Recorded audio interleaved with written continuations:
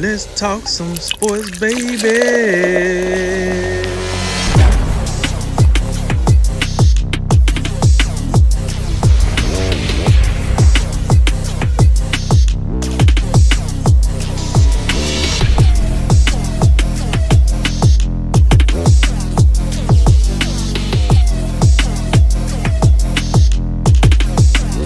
And remember, make tomorrow better than today and make today better than yesterday.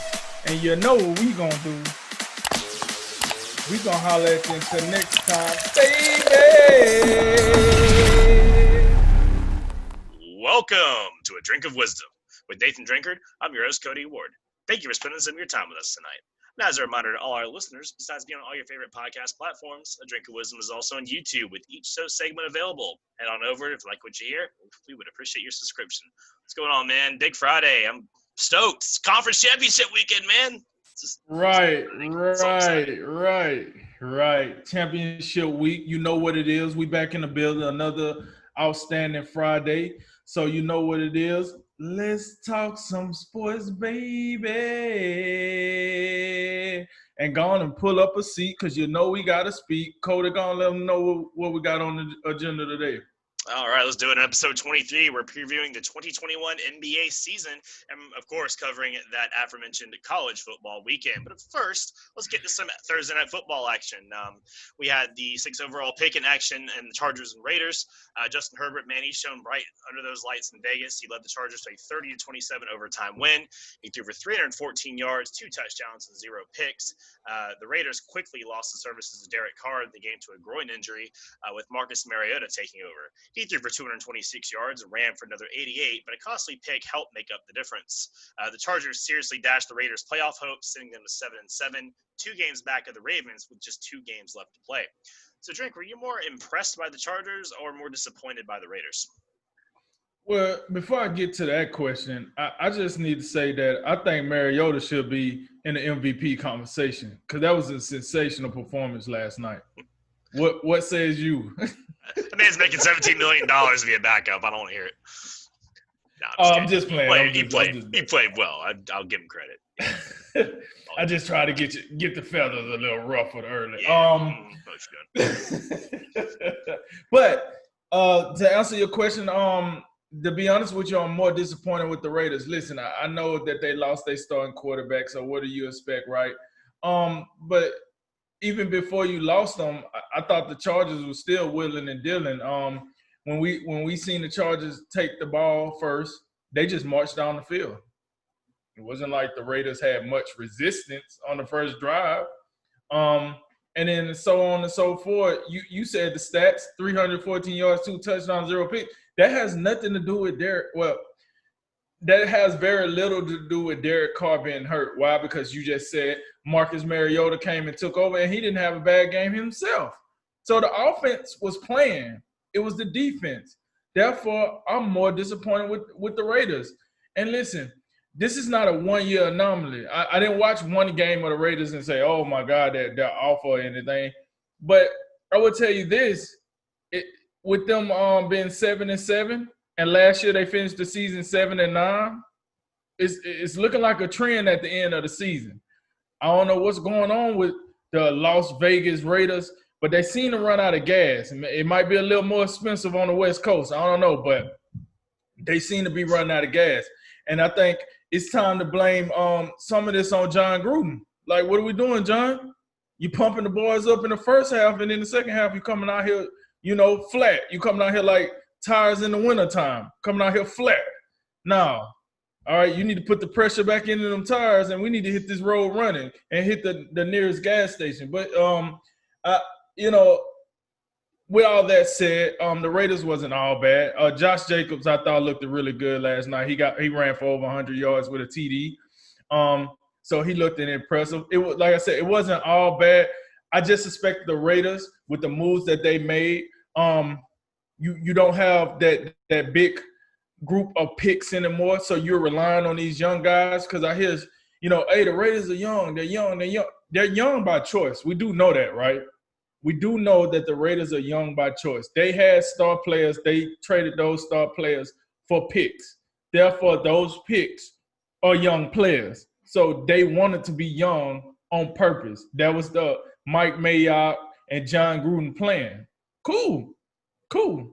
But don't come around and say, oh, well, we're kind of young, so we need a little time. No, y'all need to start winning to justify this 10-year, $100 million contract that John Gruden got. But let me get my hands out of his pockets. Let's go here to the Chargers a little bit and let me give them some shine. You know, I thought the Chargers was impressive. Listen, I think the Chargers are one of the more competitive losing teams, if that makes sense. Like, since Justin Herbert has took over the role of captain, he's been leading the ship, other than the 45-0 shellacking that they got from the Patriots. The rest of the games have been pretty highly competitive. And I think right now, if I had to vote Rookie of the Year, I think Justin Herbert is in the lead right now. I think it's between him and Jordan Jefferson, the wide receiver out of Minnesota. But it's just very hard for me to see a wide receiver win this award over a quarterback. Could it happen? Yeah. I just don't think it will. And I think Justin Herbert has proven himself to be the more valuable of all three quarterbacks that came out the top three quarterbacks that came out that draft. I'm talking about him, Burrows, and Tua. He's also played the most, so that, remember he came in week 1 from the start, basically. But how did he look in week 1? Remember what we were saying. Chiefs. You remember? See, and that's my point. Like, Tua been looking good too. Joe Burrow, they've all had their moments, but I'm just talking about the consistency, because you remember Tua got pulled and got benched. True. And then, Joe Burrow, before he got hurt, they was kind of in the abyss. Even though he was playing well, the team was in the abyss. Whereas I got to give credit where credit due. The Los Angeles Chargers found a way to stick around with which, in my opinion, the best team in the NFL right now, the Kansas City Chiefs. And they stuck around. That should have been a smoke check blowout central. But, Justin Herbert used the talent around him, smart IQ. They seem to have, Anthony Lynn seemed to be having something going on there. I like what I see out the Chargers. And I think the Chargers is a team, if you want to use the youth excuse, they will be able to use that excuse more than the Raiders, in my opinion, because the guy that's calling the plays, the captain of the ship, is a young guy. He is a rookie. So I understand that. I don't know. Raiders, neither one of your quarterbacks are close to being rookies. So we're going to cry about having a young team, but your best player on offense is a second-year guy, a third-year guy, Josh Jacobs. So, I don't want to hear that no more. Like, and hey, John Gruden, you think we didn't see that wardrobe malfunction? You can't rolling out there in the old Oakland Raiders hat on the first half. Then you went and found your Las Vegas Raiders hat in the locker room at halftime. I seen it. But with all that said, to wrap it up, like I said, I think Herbert, Rookie of the Year right now, leading for Rookie of the Year. And I think it's about time somebody pull John Gruden coattail, because you're getting paid $10 million a year, and there's a lot of players in that locker room that didn't get paid because of what you're getting paid. Hey, it's time to tighten it up. I don't want to hear no more, Gruden grinders.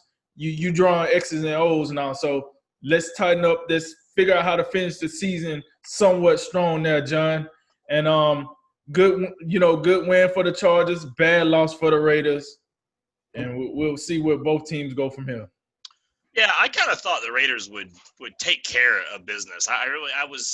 You look at this team and you would have thought, because we saw what happened last year. You already kind of alluded to it. They started the season 6-4.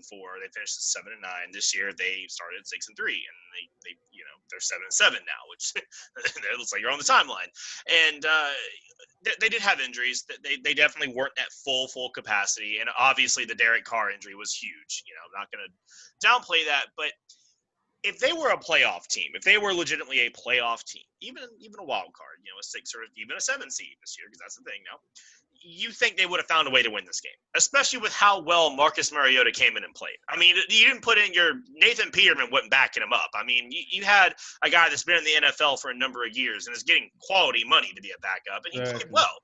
So how could you not put away a team that pretty much has been competitive but found ways to lose plenty of games this year? I mean, the Chargers, they're still, a 4-9 team? I mean, they're not good. They've lost plenty of close games. And if you're an NFL team, you don't make those mistakes. Or, I'm sorry, a playoff team, you don't make those mistakes. And the Raiders did, and it kind of exposes that they just something doesn't click with this team. And I don't know if it's the coaching. I don't know if it's like Derek Carr being on a different sort of timeline than the young talent around him. Maybe it was a mistake to keep him. Maybe they should have drafted a quarterback and had a more complete like team that was kind of all on the same trajectory. I don't That's know. all growing together. Right, exactly. You know, Okay. because he's already gotten his second contract and all that. Whereas it's like they blew everything up except the quarterback, and now they're trying to catch it all back up. And it's a weird mix. And of course, when you hire John Gruden, you give him complete, absolute, total control. You're gonna get what you get, But it's one hand, it's telling that he's able to keep these young teams in playoff contention, but it's also equally telling that they're falling off at the wrong time. What apparently is year after year. Because I'll go ahead and keep going with them. When you look at their schedule, the first half of the year, man, they beat the Saints 34-24. They beat the Chiefs. They're the only team to do it, 40-32. They beat the Browns. The Browns clearly have recovered since then, and they're a good team. And we just ranted and raved about how good they were 3 nights ago. They were 6-3 down the stretch up into the Broncos game. And then the back half of the schedule, you looked at it and went, this should be easy. The only team they beat's the Jets, and they had to have the worst play call in world history to beat the Jets. They should have lost that game. They should have lost to the Jets. So they should have lost 5 straight games. If the Jets weren't blatantly, irrefutably tanking, So you look at it now, and it's like, well, your playoff hopes are basically dead, right? Because you're chasing Baltimore. Okay, you played one of your 3 remaining games, and you lost it, so now you have 2 get left. The Baltimore Ravens have the Jaguars, the Giants, and the Bengals their last 3 games. So they're taking full advantage of the easy half of their schedule, where you have the Dolphins, which you're going to host them, so that's nice. But then you have to go play Denver the last week of the season, and Denver's not great, but they're also not a pushover either.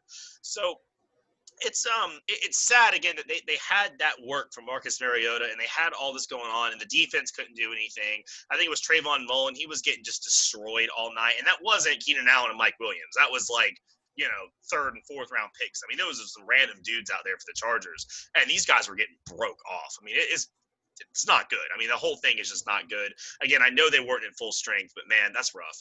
And for the Chargers, formally let go on record, I totally apologize to Justin Herbert. I crapped on him all through the draft process. I crapped on him after the draft process. And you look at the film with him, and you saw times where you thought, okay, yeah, this guy's legitimately top 5 pick material. And then you'd see games and times you're like, what?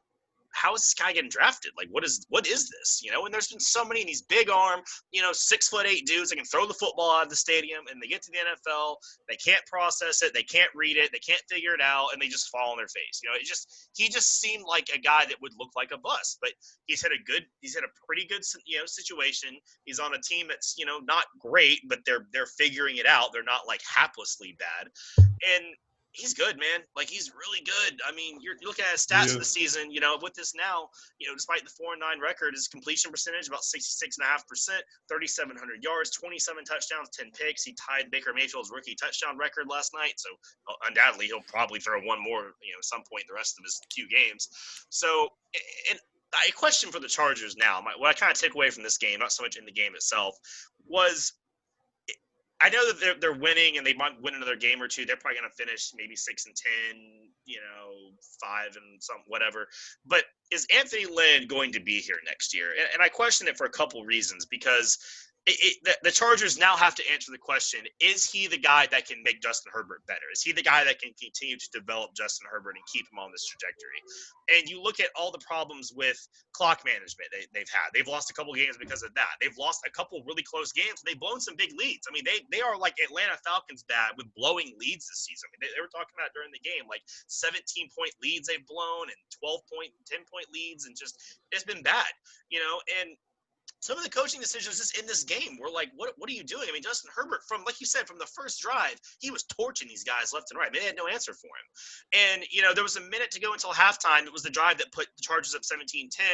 They were throwing screens, and then, Herbert had this big, 25-yard gain on a 3rd and 12, and he threw the touchdown the next play. But they, up until that point, they were, run the ball, and just, the first drive of the second half, they tried some wildcat nonsense, and they kept running the ball and was getting nowhere. They ran it on a 3rd and short and got stuffed. And Justin Herbert attempted one pass, drop back in the fourth quarter. Like he actually threw one pass in the fourth quarter.